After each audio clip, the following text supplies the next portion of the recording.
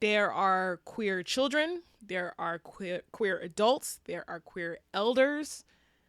And I think we should hold on to that in these 4 years. I know it's going to get crazy. It's going to get bad.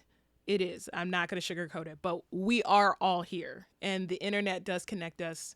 We're not going anywhere. We exist. We deserve dignity. We deserve the autonomy we seek. All of the things. We deserve to have a high quality of life. And we will continue to work towards that. Whoever's in control.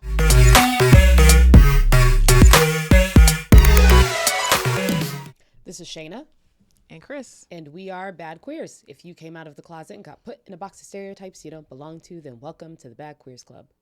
This week in Queer Urban Dictionary, I have muff diver or muff diving, which when I decided to define this, it felt like an old, like, bad friend where it's like, oh, wow, muff diver, muff diving. Because it is derogatory for the most part. But the word has multiple meanings. The first is used to describe a lesbian, just a muff diver, muff diving. And muff diving is when one performs cunnilingus. So, you know, even though it's derogatory, I actually never had a problem with it. The muff in muff diving is a slang term for women's pubic hair. Like, it's just a bush, a muff. Not of the it. visual. And yeah, just layers, not just it's growing back. It's like, they mean like layers, like a bush. So with the muff. So again, it's considered offensive, but people could reclaim it as they do. So my sentence for this is, I'm a proud muff diving veteran. Thank you for thanking me for my service. So thank you so much. Thank you. Thank you all for thanking me. Yes. So Just want to be sure. Yes. Celebration. Veteran. Indeed. All right. My Queer Urban Dictionary word of the week is polysaturated. Polysaturated comes from the polyamorous family, basically stating that you are polyamorous, but you're not currently open to new relationships or new partners because of the number of existing partners, or because of the time restraints that might make new relationships difficult because you have so many partners. So Saturated. Like the area is saturated. I am saturated with people. Very clever. Polysaturated. I like it. Yeah. All right. So my sentence is polysaturated is basically saying I've got enough on my plate. Thank you so much. The polysaturation is real. I have no idea if that's how you use it in a sentence, but it felt right to me. So Throw it out there, thanks so much. Yeah. I mean, I feel like it should. Like, right? would somebody self-identify saying that they're actively in polysaturation? That's what I want to know. I don't know. Maybe. That's what I want to know. Like, do they have the self-awareness? It feels a little bit more clinical to say that. Yeah. Otherwise, I'm like, I'm full. It's just like, a little polysaturated. That should have been my sentence. Is polysaturated just basically means I'm full with relationships. We have no room. That's it. Like, we are not accepting applications. We've hit capacity. Yep, we've hit capacity. Applications are closed. Okay, so polysaturated. I like it. When I saw it, I was like, that's cool. That's a cool little play on it. Look how clever we are. One of my good friends put that together and mentioned how she was talking about somebody who was in a polysaturated situation, and she just stopped and she was like, polysaturated. And I said, what? Say more. And had a whole breakdown. So again, when The Wire is out working, but this time I was actively I love involved. when The Wire is working. Shout out to The Wire. Okay. The show and Your Wire. Did we name it? I think we named it, right? We just kind of refer to it as like when I'm doing my Olivia Benson. Yeah. She's wearing a wire. Yep. It's so funny. Yeah. So, Shout out to the origin of where you find your terms, because they are always, it's always very different. So each time, never know when you pick it up. When you're wearing wire, when you're just like, just heard it in on the internet, going down algorithms and stuff. Thank you. Shout out to that. Thank you. Yeah, I have a running list in my phone of things I hear in the streets, and then a bit of Googles. So I wish that we need phones, but I wish you had like a notepad though. Like, I wish you had like a notepad that you were walking around and just like jotting these things down instead of your phone. Like, it's just visually for me, that's what From The I want. Office, when he goes and he like flips his little notebook open and he writes it, and then he just closes it and puts it down. From The Office. That's what I would want for me. Yeah, that's what I would want. And I want it to be in like a nice case too. Like maybe it's like a leather bound, like little flip thing. And you're just like, you have a special pen. You don't even write anything else with that pen. Like it is just for that. So in my mind, that's how it's going down. But I know I love this. phone, you know, so. my birthday's coming up. So go for it. I know. Well. Oh my God, it's next week, huh? Next Friday? Because we're recording on a Friday. So yeah, it's next Friday. What are you going to do for your birthday? This is the big 35. It's 35. It's really funny because I didn't process that it was 35. And so I was sitting there, I was like, each year for my birthdays, it's not every year has to be a big party or every year I have to do XYZ thing. I literally go off vibes for my birthday every year. I'll just be like, and the memes that come up with how Aquariuses act for their birthdays, which are basically just like stuck in this astrology loop memes, huh? of you know, those are the only ones I really believe in. They'll get you. They the have memes this, you'll the memes listen I to, absolutely but not believe. the astrologers. But then I see the same meme across it. multiple meme pages, and then I'm like, this isn't accurate. So I was like, that's the least accurate one. Is because I see that for Libra, where I'm like, wait a minute, like I'll see it for like Leo or something. Where I'm like, wait, it's the same thing. It's the recycled. same thing. So they're running a gamut. Each year it depends what I'm doing, how I'm feeling. And this year I want it to be kind of low key, kind of chill. So today, actually, I'm going to text my friends a list of things that I want to do. A week out, huh? You know? Wow. I know. It's wild. Wow. Because they've been asking me. You got 7 days. Okay. Well, if they were asking, they've been then asking. that's different. And I said, I don't know. And another one of my friends has the same birthday. So we figured this out. Oh, okay. And so we were like, we're going to do a combined birthday. So we have a combined birthday plan. But then they were like, but you're going to be here and we need to celebrate you. I was like, you have a point. I should be doing that. So I am going to send them a list of activities because also I'm busy like that weekend. So I'm just like, this is going to lead into it. And then like Friday. And if we hang out that night, if I'm not exhausted, but for the most part, I'm going to send them a list. It's going to be a mix. There's a musical I want to see. I want to go get a mani-pedi. There's the, oh my gosh, not me blanking on this. Hold on. What just came out today? Kiki Palmer, Issa Rae. Oh, I saw that yesterday. I was going to actually talk about it too. Of course you were. One of them days. One of those days. One of them days. So that's going to be out. I was like, if we can hold out for a week, let's go see the movie. Like, so I'm going to send some options. And you could wait a week on it. It was good. It's you're gonna see it, so it's fine. Well, I'm 100% gonna see it. So so I just am gonna throw out some options and see who's available, and for whatever it's not, I'm gonna go do it myself. Yeah. Okay. So it's gonna be fair enough. I'm adult glad that they birthday. were asking you, and you didn't just give them like seven days and all that. And then you collaborated with a friend that has the same birthday. Yes. Was some of their things like aligned? Did y'all overlap in the things that y'all want to do? Oh yeah. So I think for that we're gonna do karaoke. Okay. Go to like Chinatown and do karaoke. So that should be fun. Right. And do that. What's your go-to karaoke song? Again, I have a list. I have a running list because you have to understand. That's in another leather bound the audience spiral. You have to understand the audience, but it's either that's true. Typically, that is key. Typically, it's a Bruno Mars song. I usually kick it off with Bruno Mars. Okay. Locked Out of Heaven is a crowd pleaser. Okay, I was gonna say a upbeat. You got to do upbeat Bruno Mars song. Okay. You know, I love doing Caught Up by Usher. That's a good one, but not everybody always appreciates it. That has to be like a black ass crowd that appreciates that's going out. You know, a lot of the whites know Caught Up, but that's good. That's just So it's like do you do any choreo with Caught Up? Look, I mean, the hips be moving. Depends on people be doing it. I literally, because there's always some person that comes up and will dance. And so I just literally just go and point. And then I move to the side of the stage and then I point to that person. I've been pointing to people in the back. Lovely if one of your friends caught just a snippet of that on camera, you know? They could use their Don't tell them phones for that. They're listening. Yeah. Don't tell them that. If they want to. I don't, I've only given them 7 days. I've only given y'all 7 days to do this, but if you want to.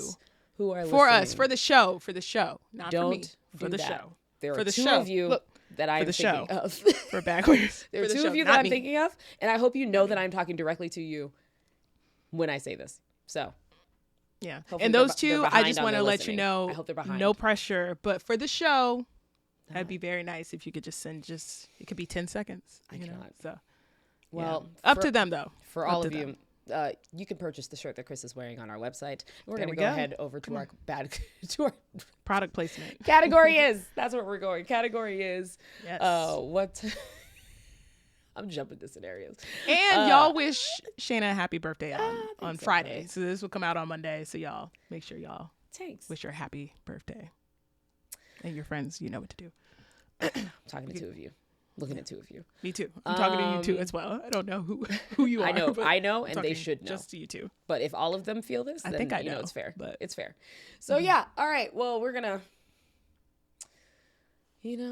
praise, pray, tell.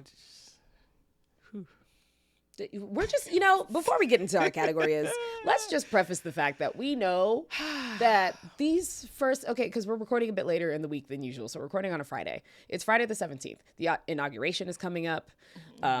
TikTok ban is coming up. LA is still on fire. We just have, they're still coming for our rights. We are going to talk about all of these things. If this is not the place that you want to be listening to this, we are not going to be upset because we understand that the world is a dumpster fire, and would just suggest fully skipping category is because that is all we're covering is the dumpster fire of what's happening in the world. So if you don't have the capacity, if you're based in LA, if you have impact by LA fires and stuff and this is just not where you want to be, we know that this is a fun place to be able to come, enjoy yourself, do whatever. Just go ahead and jump into Am I a Bad Queer? We're going to have a good time there. Bad Queer Opinion is going to be ridiculous. Go ahead and skip past category is and go to there. Certainly understand. We will not be offended. But if you're staying here and hanging out, thank you for being here. Let's get into our first category is talking about the LA wildfire aftermath. Yeah, at this point, and when we were recording last week, it was all unfolding. But first, we just want to say that our hearts go out to everyone affected by the wildfires in LA, those who lost lives, homes. There's so much down there that's just this has been a surreal year already, and we haven't even gotten to the inauguration. 17 days. 17 days. Jesus. And you and I both have spent a lot of time in LA. LA is not just Hollywood, and it is massive geographically. So, these fires have decimated communities that folks have just become aware of in the last, week or so. But, whether it's gone across socioeconomics, this has been absolutely devastating for the city. So our heart goes out to everyone who's affected, everyone who knows someone who's affected. We are praying for you and praying for recovery. It is still ongoing as of today. The death toll did rise to 27 people. At least 27 people have died. 31 people are still missing. The fires are still active. The biggest one is the Palisades fire, which has burned nearly, I believe that's 40,000 acres at this point. I'm sorry, 23,713 acres, and it has only 31% containment. The Eaton fire has burned 14,000 acres with 65% containment. And then the Auto fire has burned 61 acres with 85% containment. There were other fires that happened in a little over a week. One that someone was arrested for, suspected arson, and that they put out. But essentially the origins of this too starts with weather. And if you're not from California or know about kind of wildfire conditions, LA and Southern California have been in a drought. It's been extremely dry. I think it's been more than 6 months since they've gotten rain. So when it is that dry, there's no humidity and there's strong winds, a fire can just start. I'll never forget one of the first years I moved out here, and I think we were on 580 in Oakland, and it was a windy day, and I literally saw a fire just start just from the brush of wind, which is kind of crazy. But the winds that they got in particular last week on January 7th, these are hurricane force winds. This was a terrible windstorm that kicked up. They are investigating the origins of what sparked the fire, but it again is very dry up there. So the brush, the fire, the conditions out there were favorable for a fire to start. So the windstorm kicked things off and made it worse because they couldn't get in the sky to put these fires out or get them contained. And there's so many structures that have been, thousands of homes and businesses have been burned to the ground. In the aftermath, you've had looting going on in some areas. You have insurance companies doing their form of looting with, trying to cancel insurance coverage, even though that was stopped by California's governor and legislator here. But it is a mess, and it's going to take a long time to recover. These are really big areas when you think of the acres that I mentioned that were burned. This is like urban / in the mountain areas. Like, these are areas that, these are massive areas. So it's going to take a while to recover for this. Even this week they had difficulty. There's more wind this week, not as strong. So they're making gains on containing these fires. But it is still active and ongoing. And then the danger of other wildfires kicking off remains persistent because it is still dry out there. So we wanted to acknowledge the fires. Again, when we were recording last week, it was unfolding and just hard to even just, like, it's so surreal and scary. And, there's been a lot of blame thrown around. There's been a lot of misinformation and disinformation, and it has, I still can't wrap my head around it and think about, like, the road to recovery with it, especially with this next administration coming in. But I just want to pray for the families that this has happened to and acknowledge that it happened, and this is an ongoing thing. So we'll continue to update y'all, and I know y'all are staying on top of this as well. But prayers to all those involved with these fires that are ongoing. Oof.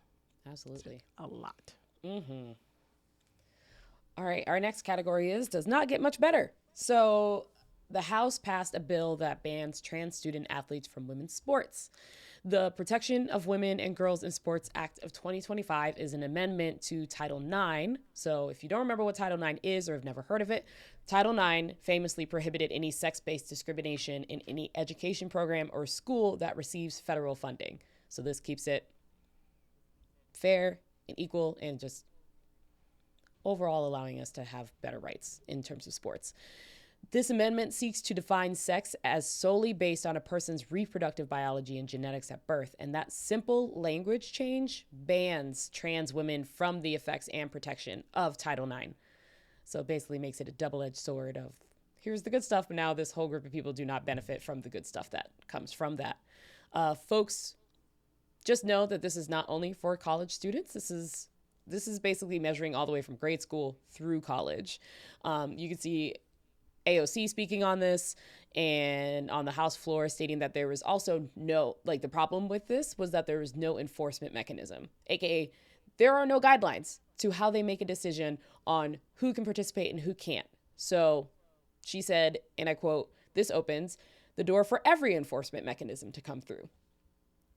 I got this information from Coach Jackie on TikTok, and the main thing that she pointed out about this was that this makes it dangerous for anyone because you could look at somebody and just accuse them of being trans. And then the onus is on that person to prove that they are not trans, which is problematic because you know that the main way that they're going to suggest to prove it is to have to go and prove what's in your pants. And how do you go about proving that? Who is signing off on that? Who's giving the proof? Who do you have to show? How many times do you have to show?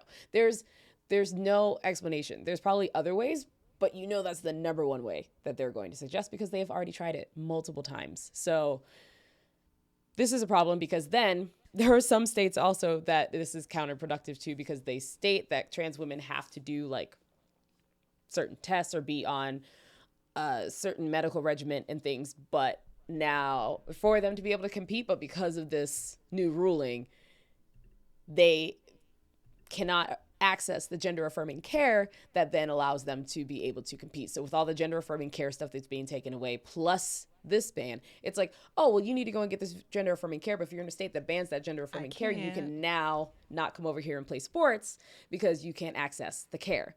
They do this on purpose. They absolutely do this on purpose. That is exactly why they put all of these different things into effect. Somebody in another room sat there and pulled like a Spider-Man pointing at each other to be like, but if we're banning gender affirming care and we're also banning trans women in sports, this is all going to work out in our favor. And that's what this is basically doing. So the House has currently passed this. We still have to see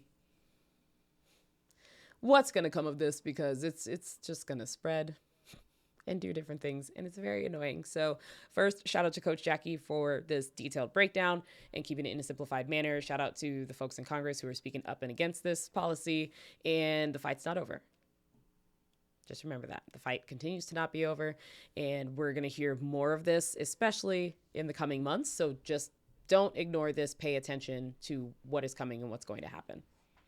All right. To our final category is, we have been back and forth and back on whether or not this was actually going to happen or not. But now that we are in the weekend TikTok. of things happening, literally TikTok.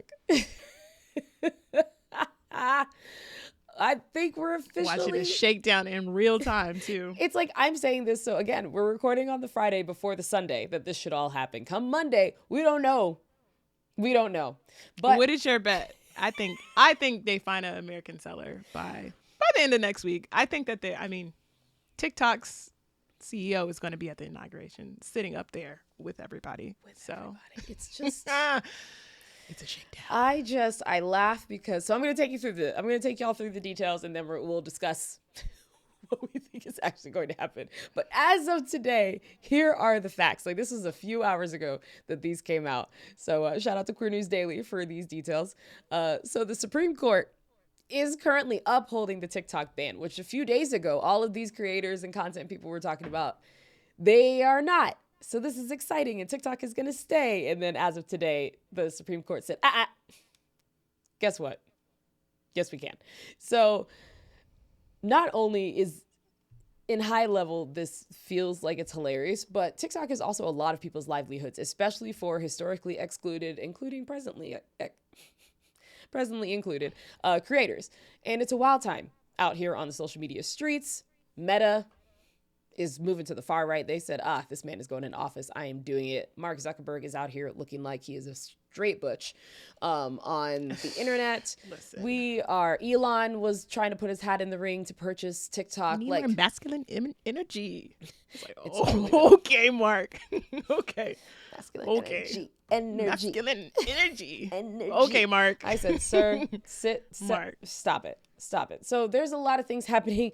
Black folks found Red Note and started to learn Mandarin. It's been a time. It's been a time to watch out here this week. So today, the Supreme Court ruled that the federal government can legally shut down TikTok. Like I said, Elon Musk tried to make a play for TikTok. TikTok said, no, we don't want what you're selling. Thank you so much. Go to somebody else's house. And if you're wondering how all of this came to fruition, remember, in April, Biden signed a bipartisan bill that said that TikTok must move away from its China-based parent company or shut down business in the U.S. That is how all of this began. So with this ruling, starting on Sunday, tech giants like Apple and Google in their Play stores can no longer offer TikTok, and any web hosting providers. So if you thought like, well, maybe they could just move to a website and we could just do it there. Any website hosting providers must cut ties with TikTok or be fined up to $5,000 for each user that can still access the service. Each user. That already is billions of dollars. You're not paying that back. But like I said, before all of this came out, there was a lot of confusion. There was a lot of back and forth. They were saying it's not going to happen. It's going to happen. There's no way they're going to delete this. They might. Yeah. A lot of creators are putting out videos. Biden was like, well, I'm going. I mean, I know I said it, but I won't be Biden here said, to I'm enforce releasing it. people from jail. I don't have time for this. No, but he made a statement saying he can't enforce this. Like, he was our administration can't do anything. Like, plus it was his administration that said what they had to do. So he was like, I'm not. Yeah. Plus, so even if he could, he probably would not, honestly. He'd just be like, you know what? That's for this guy's. Yeah, it's one day. It's like him. The next regime is coming in the next day. Like, it's just like, there's nothing I can do about this. So, well, what do you think? You think they sell by next week? I mean, I don't think this ban lasts. I don't think so either. I really something about it just doesn't feel like way too much money. It's way too much money. It is, and it's just like the way that TikTok contributes to the American economy. That's what I mean. Doesn't make sense. And I'm like, I understand that y'all want to continue to wage these wars with China and just try and like poke the bear at all times. I stop and I'm like,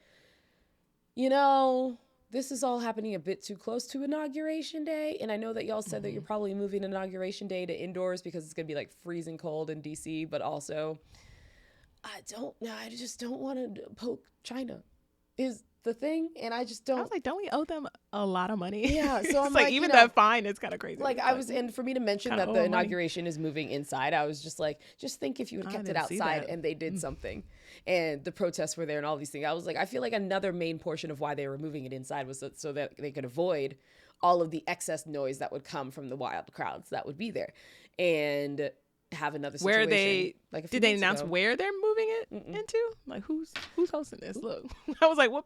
Where are they going? No. It was on like one of those like news notifications I got that they were like, because of the frigid temperatures, they are possibly looking at moving the inauguration indoors for safety reasons.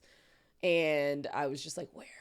This is the coldest since Reagan's inauguration in 1985. I'd venture to say, as a person who went to Barack's 2009 one, it was so cold that day. So I was like, this must be. What's the temperature? Is it that cold out there? Wow. I feel they're going through like a polar something. Oh, the polar. Okay. Yeah, y'all got that polar vortex thing going on. Yeah, that's what's happening. Okay. So, vortex. So yeah. And interesting.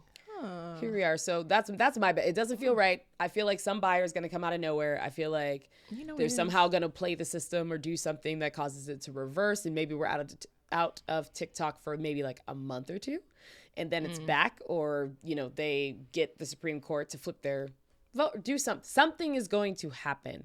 This conversation is not over with. I don't think so by a long shot. It's not going over there. It makes too many big companies money. This company I'm about to talk to also has hand in this, because I'm moving on to the category is Lawbrey Graham. Bonus.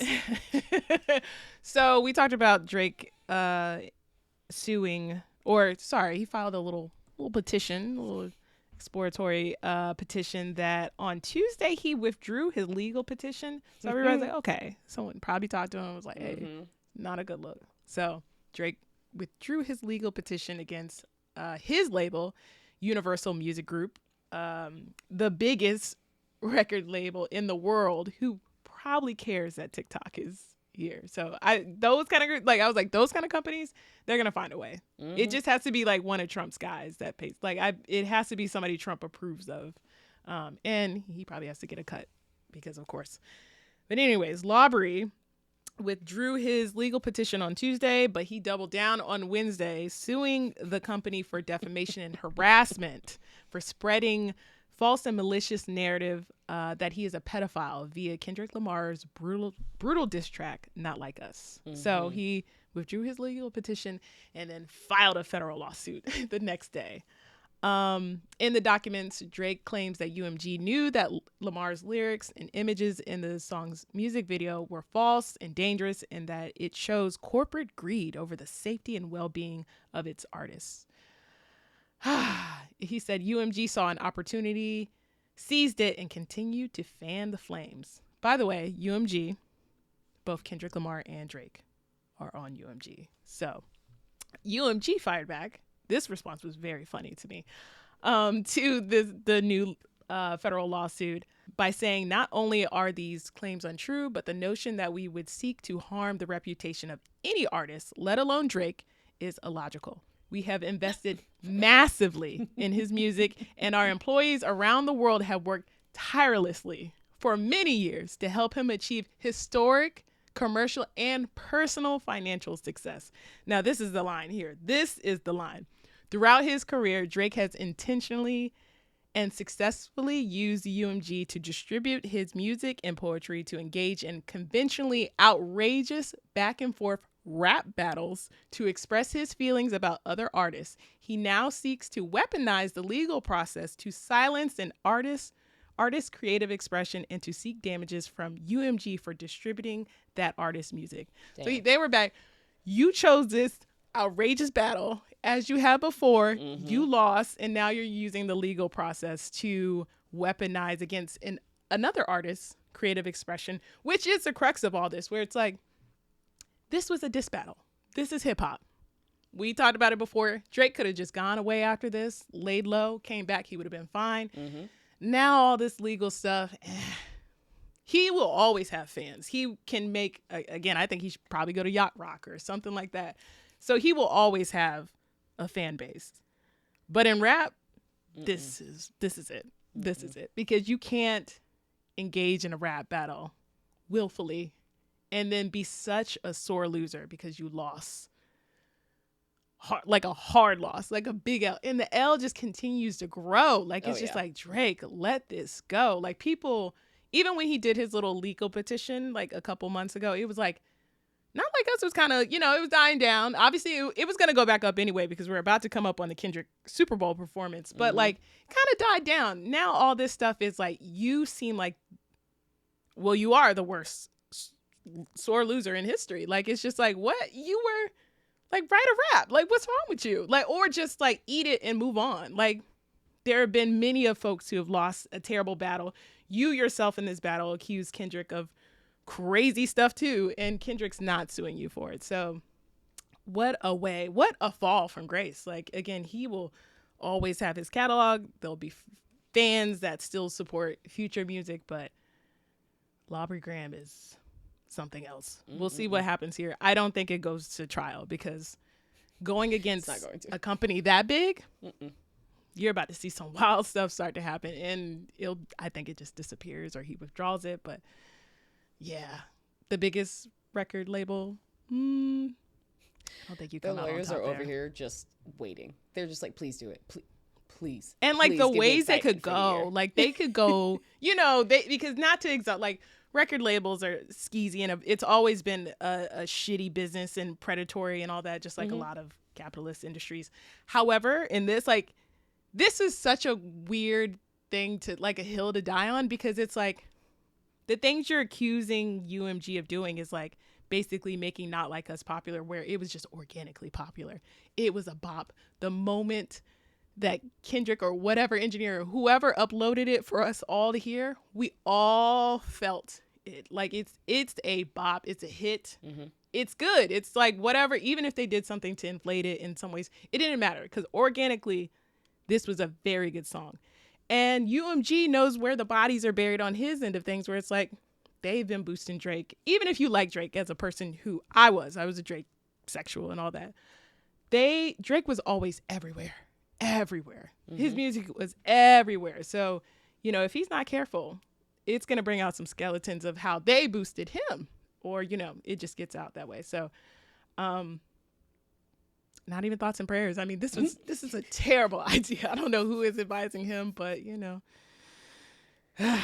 what a fall from grace. This documentary is going to be crazy when it comes out. It's going to be crazy. That, like, really like award-winning. Yes. The person who did like the OJ in America series, like a really good, like, multiple part, because it's bad. It's bad.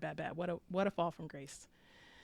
All right. Well, we ended on like a funny note because, I mean, this doesn't harm anybody. This is just Drake ruining his career further. So, I mean, that's kind of fun. I mean, it's kind of fun to watch somebody self-sabotage in that way, where it's just like, can you stop?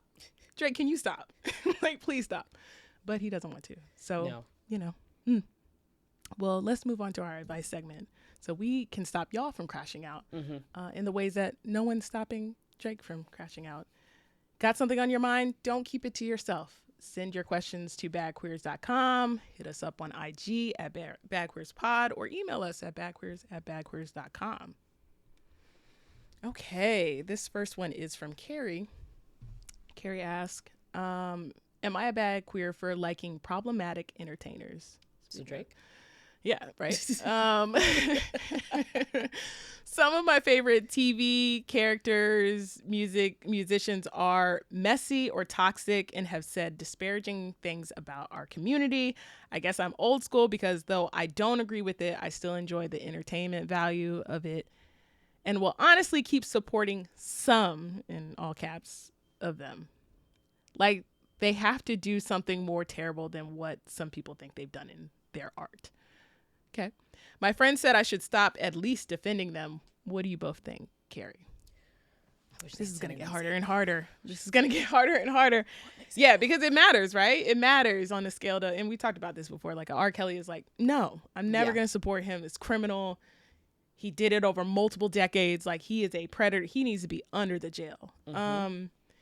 So somebody like that is good God. But like Lizzo. Remember the Tory Lanez thing? Tory Lanez. Or I guess with the Tory Lanez, like that's someone who's like, I didn't really like his music before anyway. But I'm not going to support. I know that there's people who are going to support them, but I don't feel as strongly about someone who's still supporting Tory Lanez as somebody who still supports R. Kelly. So it's really a spectrum. And then Lizzo, like you mentioned, where it's like, it was a bad look.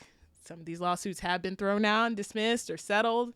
I wasn't going to stop supporting Lizzo based on those allegations. I might be a shitty person because of it, but I say all this to say it really depends on what they did. Kanye West, I mentioned this before, and he's closer to R. Kelly in that politically and antics-wise, like, I'm never going to get over slavery was a choice. I'm never going to get over White Lives Matter shirts. I'm never going to get over that he only seems to be black when something has happened to him. I don't even want to listen to his old music anymore. I'm feeling that way with Drake. I've been off Drake for a while. He was turning into the incel thing. He was getting more gangster in his music, and that's not why I liked him. So it's just a spectrum. So it depends on what it is. I will say stop defending it. Like, you don't need to defend it. None of these people need us defending them. So your friend's saying, like, stop at least defending him. I think that's smart because what you consume, what you can tolerate is, that's subjective. That's on you. I can't say you're backward without knowing who specifically you support. But I would say to stop defending them. Like, you don't need to defend these people at all. Like, we need to stop defending these entertainers and artists as is. We don't know these people. We just like their art. So that's what I would say. So kind of a back queer. But it just depends. Yeah. I don't have much to add to that. I agree. It's a spectrum. It is. As it the really folks is. would say. And it depends on what they've done and who they are. Like when we had the Native series come on, Jade from the Native series, that made it. Come on and talk about Tory Lanez, y'all let it be known what was and was not okay. Because Jade came on here and fully defended him. And I'm like, but he did it. Like... Yeah, like he's there because of him. He's there because he did that. And she was like, nah, it doesn't matter. I'm going to do it. And I was like, you don't have to. And you don't have to do it. Put it to a larger point of like what happens to black people after prison, where it's like, yes, but in rehabilitation, like we can't throw people away. But I was like, some people you can. This just happened. So that was the part where I was like, sure, you are trying to bring in a logical discussion around this. But this like just happened. So there's been no rehabilitation. There's no rehabilitation time at this point. And that's where that is. So there is definitely a spectrum of this. You said a big sum. You put all caps some of them of how you would keep supporting them. So it's the fact that you will still say deep down in your soul that you like people, that you're just not admitting that you're going to keep supporting some of them. So this is almost like a moment where I feel like you're still like, I support R. Kelly, but I'm not going to say that out loud. Maybe I've moved away from his music. And it's like, no. I was like, separate that from yourself and just think about why you feel the need to defend toxic behaviors. That's probably a bigger thing, and would probably look at your exes and see what that looks like too. So that's all I'm going to say. That's all I'm going to say about that. Yeah. I also say, just to button this up though too, one of the great things about the internet and the access to information and stuff is like, there's so many other musicians to discover that haven't done shitty things like R. Kelly, like that can replace that. Like there's so much great music out there and musicians past and present for you to kind of fill that void. I know that they can't music is so tied to our memories in different ways. Like, again, the Drake thing is crazy because we were outside when Drake was growing. Like we saw the entire arc of Drake, right? So I understand like feelings being attached to it, but you got to detach from that, like, and also be open to new music and new memories too, being tied to that. Yes. Like, and I know this person also said TV characters. TV characters are one thing. You can love the villain. Yeah. But when it comes to, like, go for it. Have fun. Love the villain. I would love to see what your arguments are on some of the people. But for some of them, it's like, no, this is absolutely a person that you should be rooting for. In a character, Yeah. fictional is the key word here. Fictional. But with musicians and artists, those are real people out here doing real things that impact a lot of folks. So choose your battles. Choose your battles. That's all I got to say. Thanks so much for writing into us, Carrie. Carrie wants to play Step in the Name of Love without the looks. And it's just like, Carrie, no. Carrie just wants to step. Yeah. And guess what? There's plenty of other songs to step to. Yeah. And there's places you could go. You might have to go to something with older folks because they don't give a fuck. Like they could care less. They like don't. You They're like, you're not them. messing up my choreography. They could care less. So not messing up my choreography at all. Yeah. All right. Our next Am I a Bad Queer comes from Ron. Ron says, am I a bad queer? I've been in a relationship with my boyfriend for over a year and we're super solid. But when it comes to sex, there's a side of me I haven't revealed. I'm into some pretty specific kinks that I'm not sure he'd be comfortable with. I feel like I'm living a double life by keeping this from him. Is it bad that I'm not being open about my desires, or should I keep things vanilla for the sake of our relationship? Ron. I immediately thought, what a way to spice up year 2 or 3 or whatever. Y'all said over a year. Like, you could start to, hey, be like, some of this in. Hey, babe. Be like, have you ever tried anal? I mean, with a dildo that lights up? Like, just, I feel like I'll let Kris dive into more of that because that's actually that's a brilliant idea to be like, you know what, this is a great way to spice up your relationship in year 2 in like a not so subtle way, but a way for you to introduce those things. Because the first thing I would ask is like, no part of what you've written to us says that there are factual statements that say that he wouldn't be into the kinks that you're into. You're just assuming. He might be waiting on you. Right? Like, y'all just, like, have y'all had conversations around sex and what you like? Has that resulted in him saying that he doesn't like these things? Because right now you're not sharing anything that says he would be opposed to it. You're just assuming that he'd be opposed to it. Maybe your boyfriend's just a little nice guy and you just think he's this sweet, adorable little human. And I was like, but guess what? Most of the sweet, adorable humans are freaks. In the sheets. Big ones. And it's great. It's a wonderful thing to be able to uncover from a person. So I would first just start with a conversation to see what else your partner may want to explore. Do they have any kinks that they haven't been able to explore with you? Then that opens the door for you to be able to share what kinks you want to have with them. Are they open to trying it? And continue to go from there. Sex is a very important part of the relationship. There will be compromises, but I don't think you have to shut off your kink side and just go vanilla for an assumption or a story that you're making in your head. I think you can definitely introduce this, and there are fun ways to be able to go ahead and have those conversations and introduce it and explore those things with your partner. Sounds like you really like this guy, so don't settle for less just because you're finding all of these other perks about him. Yeah, it's almost like you have to do like a slow rollout of the kinks, you know, maybe start with the most vanilla kink that you have that you're ashamed of, that's like not as like not the most vanilla kink that you're keeping away from that. And, you know, just start to see after that conversation, because over a year in, y'all have had, I think y'all have had, or hope y'all have had, different and deeper conversations about trust and intimacy and sex. And maybe you haven't, and this could start that conversation. But like, I feel like this is a great time in the relationship to introduce these things, because it matters to y'all, where it's like, if your partner really isn't down for this at all, you didn't really waste that much time, right? Like, it's like, that's not a long time to have to, okay, all right, separate. And I don't think y'all should break up over it, but if you did, worst case scenario, you didn't waste that much time, you were open, they feel the way they feel, you can move on. And again, they might have kinks too that they haven't, you know, shared with you, and it just opens up that dialogue. So this is like a fun way to kind of, you know, unlock maybe another deeper level of intimacy and all that in your relationship. The worst that could happen is that they, again, aren't down with those kinks, don't want to do it. And they might have solutions for that, where they're like, I might not be down for this, but we could do this, or, you know, kind of thing. So, it starts with the conversation. But I think having over a year in, hopefully y'all have a level of trust where y'all can have this conversation. There's no judgment.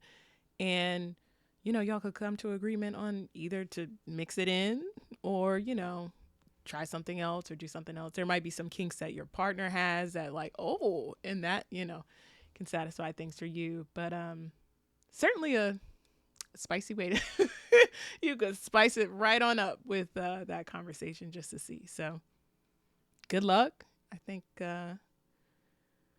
it'll tell you something, good or bad. It's gonna tell you something. So good luck. Yeah. Thanks, Ron. Slow roll out the kinks. Slow roll out. It's like a soft launch though. Don't hard launch the kinks. All right, this last one is from Anon, who we will call Aubrey, because why not? Am I a bad queer for feeling some jealousy? Not a lot, like I want them to fail, towards other queer people who are more out than me. Aubrey, it is. I follow a lot of queer people online, and some of them seem so sure of who they are. They're comfortable rocking their style, unapologetically living their truth, and just thriving. Meanwhile, I'm over here still trying to figure things out, and it makes me feel jealous, sometimes even bitter. I don't want to be that person, but I can't help it. I feel like y'all will say I'm a bad queer. Let me hear it if I am. Anon, Aubrey. You're a bad queer for hating. Yes, just in general. This is a terrible thing to hate on. But I'm glad you recognize it. I'm glad you recognize this is hating, this is a little jealousy and all that. And I'm telling you that and invite you to live your life more unapologetically and all that. You don't have to do the same things that you see other queer people online doing, but in your small ways, like you can start to take those steps to live a more authentic life. Like you don't have to stay where you are with things. Like you could push things forward little by little and, use these people as an inspiration. Like, I think like looking at why and interrogating your feelings, why you feel jealous is helpful, but you can also reframe it as these things being inspirational because you don't know what these people went through, that you see online that are living and thriving and all the stuff you think that's positive. They might've went through hell to get there. So, look at it as inspiration that regardless of what they went through, they are living an authentic life now and that you can take steps to do so yourself as well. And it's never good to be a hater. It just isn't. It's not good for the spirit. I'm sure there's some science to back it up. Like, you just don't want to, you don't want to hate on that. Like, use it as inspiration. Use it as, I can have that sort of life, which I hope you can. I don't know if this is a safety situation where you don't feel like you can't be as out. But again, you could take little steps, to feel more like yourself and feel like you're living more authentically. Yeah. I think one of the fun things, if you've been watching certain people online, whether it's through YouTube vlogs or just their posts that they're doing, take a second and go back like a year or two and see how their posts have shifted and see their journey. Any of these folks who are doing content that is showing them rocking their style or living as themselves and thriving has been on a journey. Things have changed. They're learning stuff about themselves. They are just being bold enough to share it publicly, which is awesome. And for some of them, I think you'll look at their profile, but then see them in public and see two completely different people. Because sometimes that's what happens with their personas and what it is. Like, they feel safe on the internet, but them out and about is the opposite. They're just chilling, not trying to draw any attention, but the internet is their fold as well. So anybody who's doing this type of content creation online has had their own journey, is figuring things out. They are also just giving us a snippet of their life. Social media is literally there to make life look great and grand and perfect. It is. That is all it is, because you are getting a limited view of somebody's life and somebody's content for what they're experiencing. And it's just snippets. So that person could also be dealing with a bunch of stuff off screen. That person could also feel really insecure about the video that they just put out. That person could have just put that on because that's how great they feel and then taken it right off afterwards and never wore it outside. So I want you to be able to understand that there's a bigger picture to all of the content creation that's going out there. So if you're feeling bitter, like, yeah, because you're just looking at it for the face value and not pulling back a bit, not seeing the curtain. And I was like, this is the perfect time to talk about Wicked and how the fucking wizard was hiding behind all of these things. That's literally what social media is. Look like this giant sparkly whatever, and it's just this person that's back there. But go back and look at people's stuff from like a year ago or 2 years ago and just see how the transitions go, or from our little awkward moments to us really coming into being like, oh, I'm comfortable, I'm confident, this is great. And we're literally being let into those people's stories. So it's really fun to see. And most of the people who are creating content, especially on YouTube, probably have videos of their throwback stuff. I know Jade does. I know Amber's Closet does. I know like a lot of people that we follow have those throwback videos to be like, oh my God, look at what I was wearing. Look what I look like in high school. Look how it was when I was trying to do this style and things like that. And they're showing the journey. So take the time to go, and instead of having your For You page just be all of this expectation of perfection, go back and look at the imperfection and find that and curate it for yourself so that you're not bitter on the internet streets. Yeah. I know this is so cliche, but the journey is really like when you start to kind of look back on it, and maybe it's because I'm getting older in age, it's like, that journey, I mean, it was worth it. Even the good, the bad, and just being able to make it through is great. So you might not be able to see everybody's journey. Certainly the names that Shana mentioned have had an online presence for damn near, a decade or more. So you could go back and see the growth. But like, just know that everybody has their own journey, and however they look online is not total reality. It's just a shard of glass to their whole life. Like, you don't know what's going on in their lives. So yeah, grow from being a hater. You don't have to be a hater. Don't be a hater. Don't be a hater. So whatever you do, don't be a hater. Like, don't.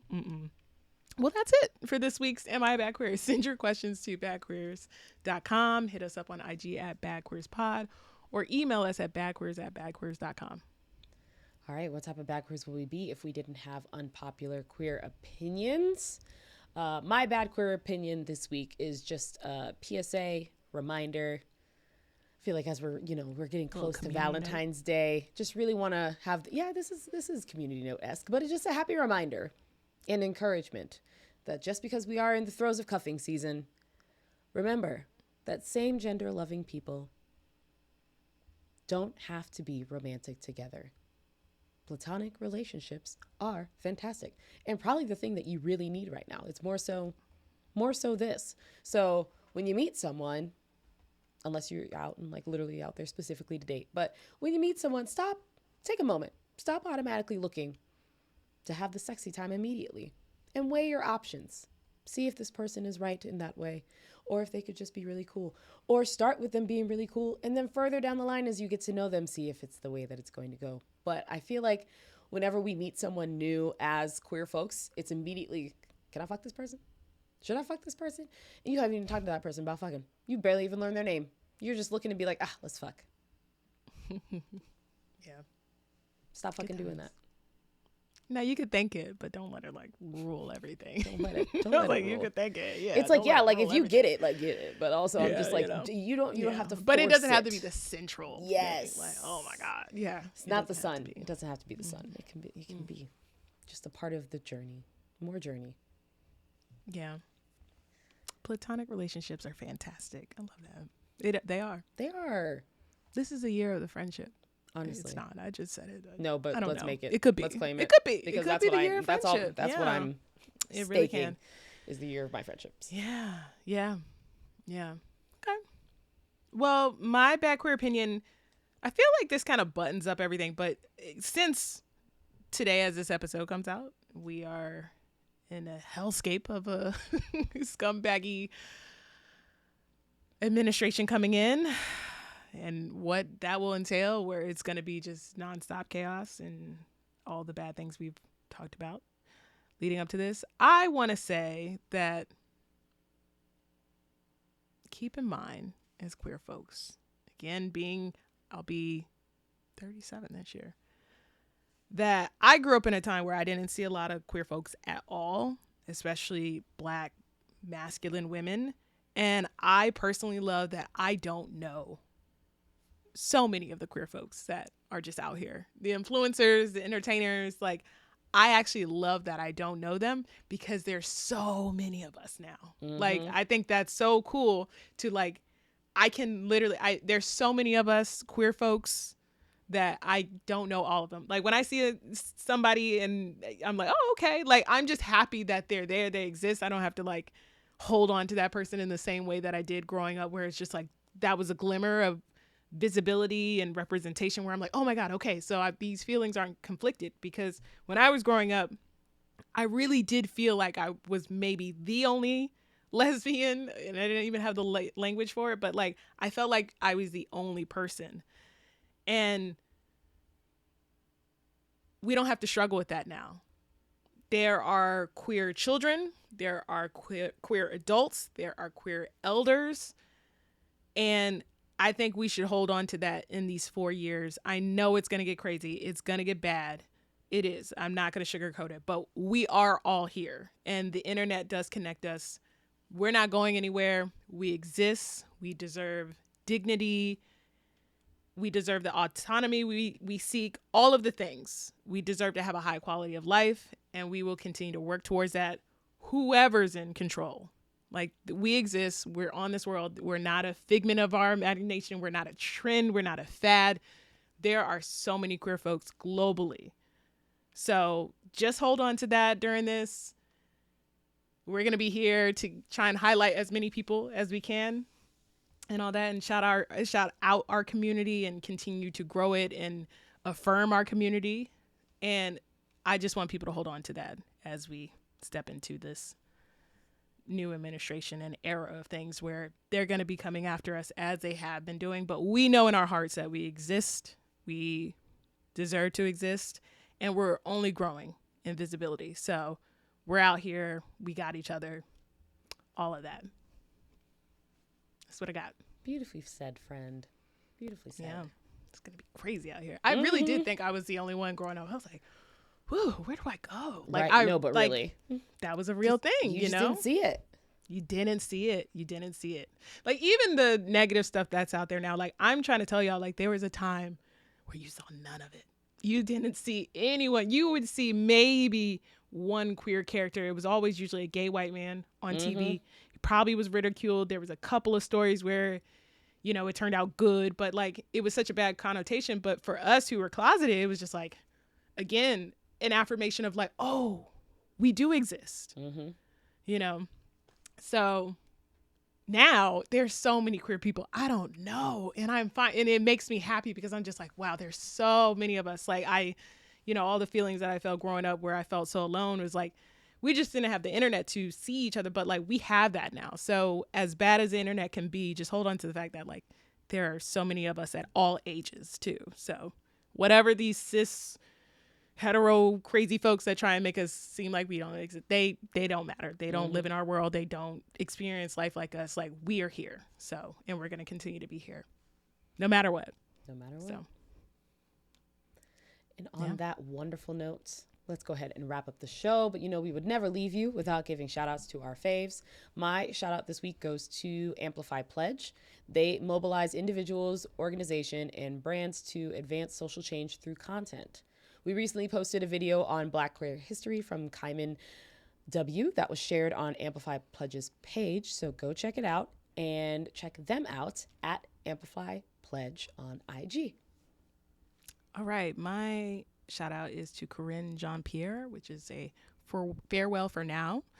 Jean-Pierre, just a couple of days ago, gave their 306th and final briefing as the Biden administration winds down its time. Karine Jean-Pierre was the first Black out press secretary and served that role with dignity and strength. And when I say strength, I mean strength. So she mentioned being happy about being able to spend more time with her family. And I love that for her, for real, because I could only imagine what her schedule has been and just the emotional toll and physical and all that toll that it takes, you know, being a press secretary and, you know, taking over for Jen and, you know, stepping into this role. And again, just the things that they've been the face for and had to speak to. So shout out to her. I wonder where she's going to move on to. I'm sure there's going to be networks calling, but I hope she's able to, you know, they have got a deal in place. I hope she stopped and was like, I'm going to put y'all on hold for a minute. I'm going to take a mini sabbatical. I hope so too. Yeah. I was like, honestly, her therapist was not getting paid enough. I already know this. So I just want her to be able to have some time, and then she can come back to the ridiculousness. And but I really do just pay her to pay her buku bucks to go speak so that she could just like maintain her life and let her relax. Yeah. Whatever network or entity, digital publisher that wants her will probably be fine waiting too, where it's just like, take your time, just whenever you're ready. She's definitely gonna have a biography. Oh, for sure. So, and again, this is the things that, you know, and it'll be interesting to see what Kamala does too. But like after the administration, you know, the work continues and these people are still going to work in some capacity. So it'll be interesting to see what she does. But just wanted to shout her out one final time as the press secretary. So made history. Yes. All right. Everyone, that is the show. Thank you so much for tuning in, and we will see you next week. Take care. I should have told your friends one more time. Those two friends, like, hey, we're here, okay? You don't have to do it, but...